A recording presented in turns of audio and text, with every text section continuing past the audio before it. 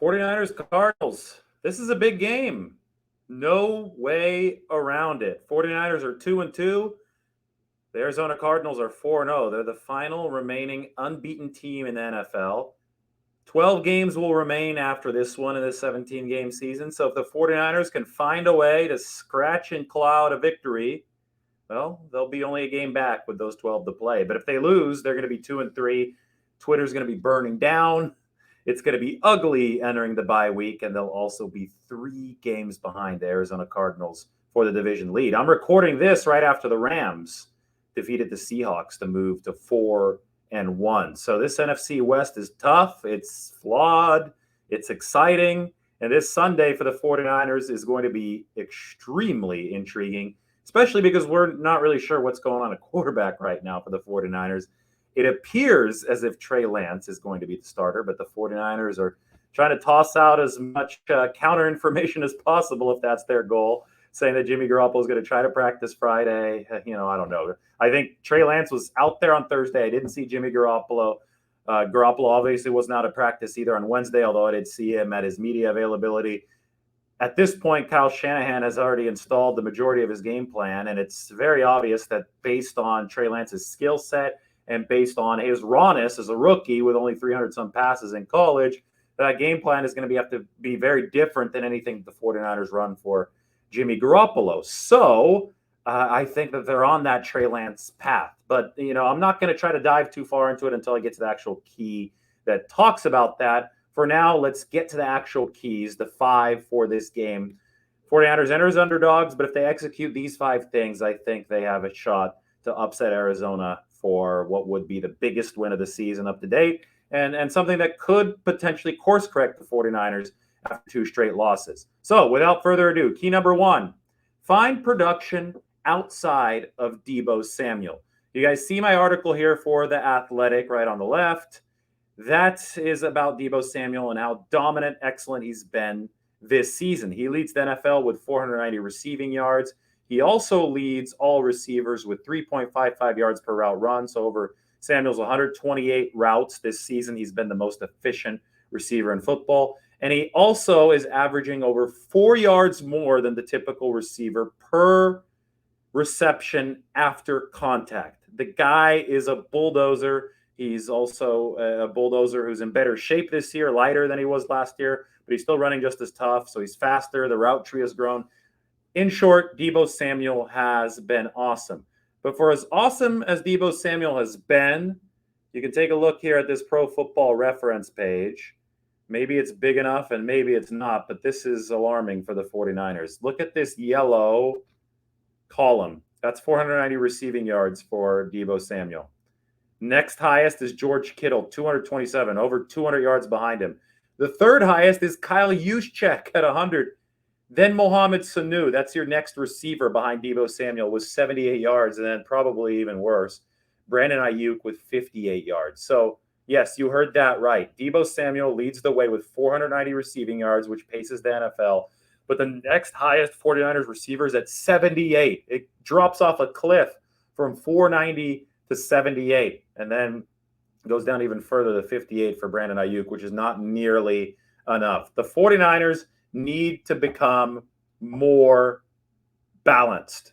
It's all Deebo Samuel right now. And I get that George Kittle's hurting, missed practice on Wednesday and Thursday. It's that same calf issue. That seems like something the 49ers will have to manage at least until the bye week, until George Kittle has some more time to rest up. So, George Kittle's George Kittle. He's still producing for this team as much as he can. Deebo Samuel's blowing the roof off right now, but nobody else is doing shit for the 49ers.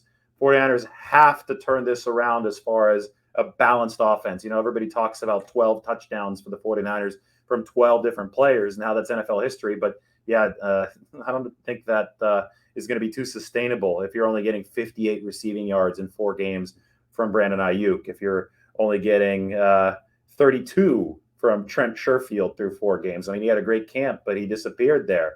Juwan Jennings, 31 yards. You want a little bit more from him. The running backs aren't catching the ball out of the backfield at all. Yeah, and Kyle Juszczyk, he's a fullback, so he's picking up some slack, but still not enough for the 49ers. So find something outside of Deebo Samuel to make this offense more balanced. So far, there just has been a lack of cohesion in the 49ers offense for whatever reason. You can't blame it all on Jimmy Garoppolo. You assign some blame to Jimmy Garoppolo, but you assign some to, just the running back situation has been a revolving door. So I think you assign some of the blame there, right? Because the 49ers had a plan with Raheem Mostert.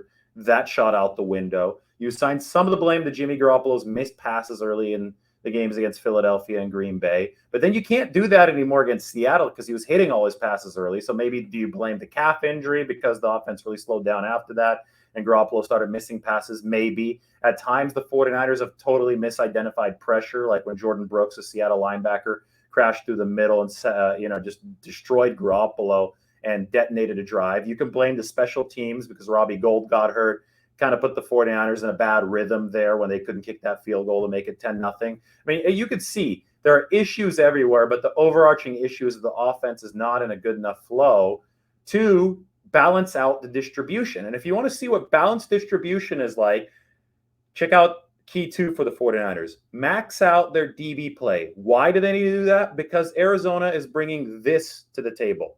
Check it out. Make this a little bit wider. You should see all of Arizona's leading receivers now. Remember, 49ers version of this was Deebo Samuel and everybody else. 490 yards and then a cliff. It was like falling off of El Capitan in Yosemite. If you haven't seen the movie Free Solo documentary, you have to see it. It's awesome. The guy doesn't fall off El Capitan, but he climbs up it without any ropes. It's wild. Maybe even a little bit more wild than the 49ers chasm after Deebo Samuel, something the Arizona Cardinals are not dealing with. Look, AJ Green, 248 yards, 15 catches, 248 yards. Christian Kirk, 16 catches, 244 yards. DeAndre Hopkins, 17 catches, 225 yards. Rondale Moore, 16 catches, 211 yards. And even their tight end, Max Williams, 15 catches, 179 yards. I mean, that is just absurd balance. That is Cliff Kingsbury's air raid being executed nearly to perfection. I know Kyler Murray's made some mistakes this year, but certainly not enough mistakes to cause losses because the Cardinals are 4-0. So he's taken a big stride so far. That offense was number 19 last year. I was not impressed with Kyler Murray at all down the stretch. C.J. Beathard came into Arizona and beat him in Week 16. But if you look at what Arizona's doing so far, I mean, this is the spread them out, 5 wide, go for it, Cliff Kingsbury offense, and the ball can go anywhere. You have 4 receivers over 200 yards and a tight end with 179 yards through 4 games. That's impressive. And Chase Edmonds, the running back, he's catching passes out of the backfield. 20 catches for 140 yards on 22 targets. That's an extremely efficient target to reception ratio for the Cardinals. So Kyler Murray is distributing the ball to all parts of the field right now, to all these receivers. Anybody can beat you at any given time. And that means the 49ers are going to be on their P's and Q's in a defensive backfield. They're going to need Josh Norman to play. He's limited in practice, but he's taken off his non-contact jersey, so that's good.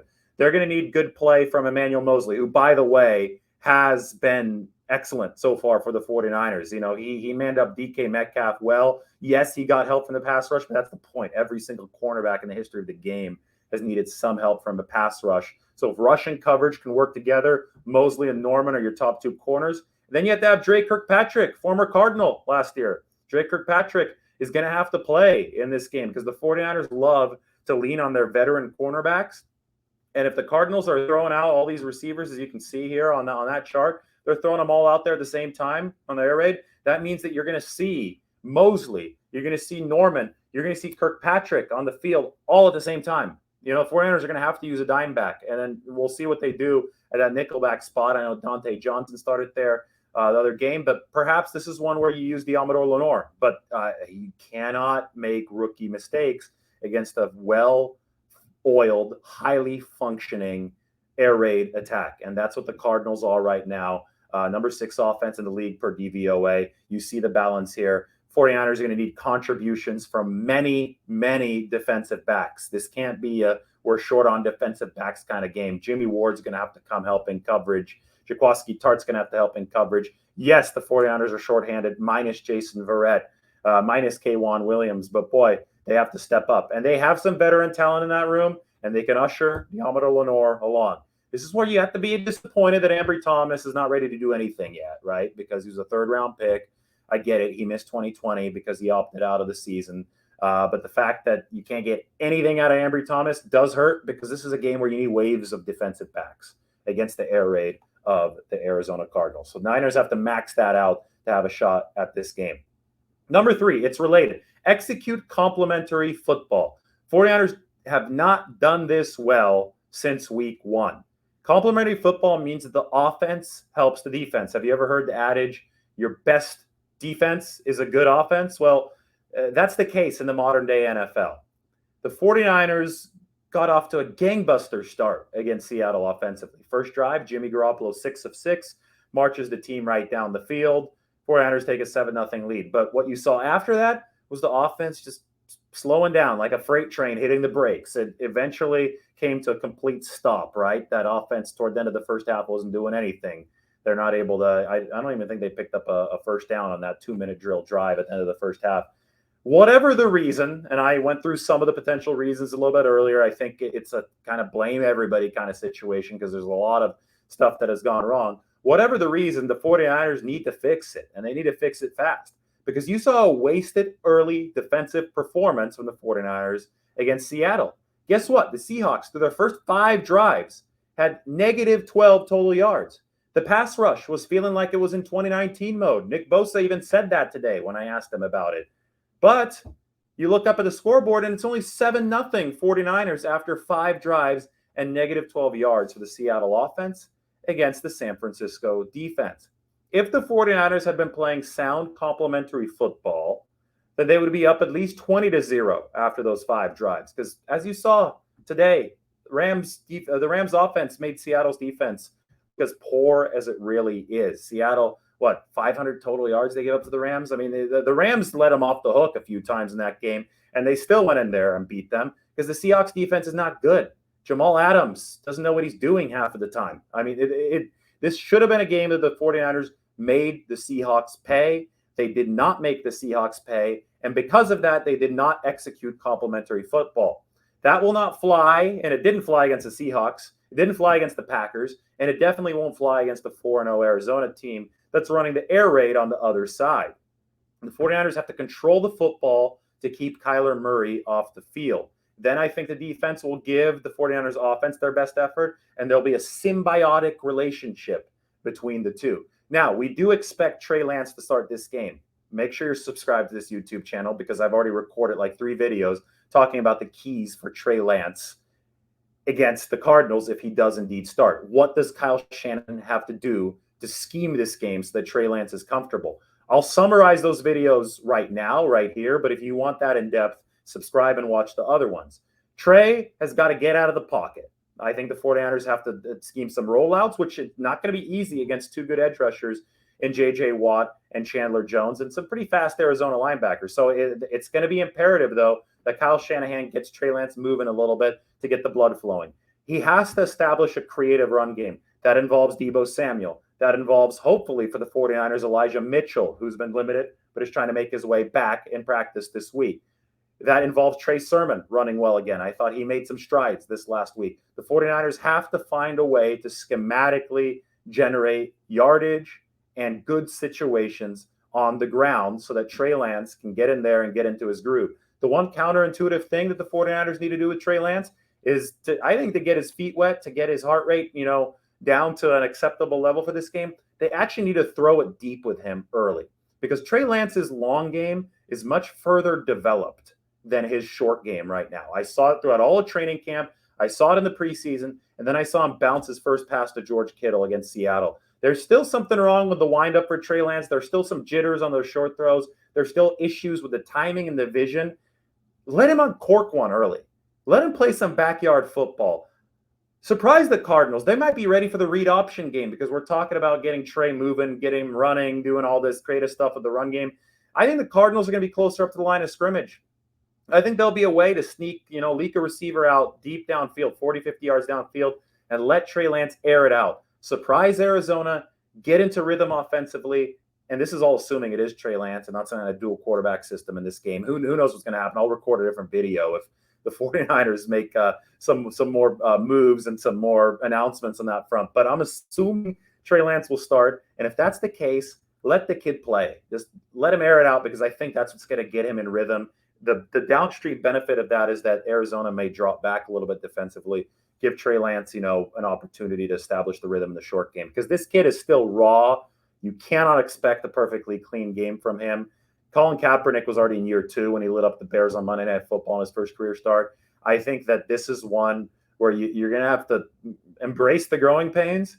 But if you're going to embrace the growing pains, embrace Trey Lance's strength. And that's playing some backyard football, showing off that physicality, that athleticism, get that ball downfield early, and then let the game plan kind of settle in after there. I just think it's going to be a counterintuitive way of getting Trey Lance settled in. Oh, guess what key number 4 is? Man, how perfect.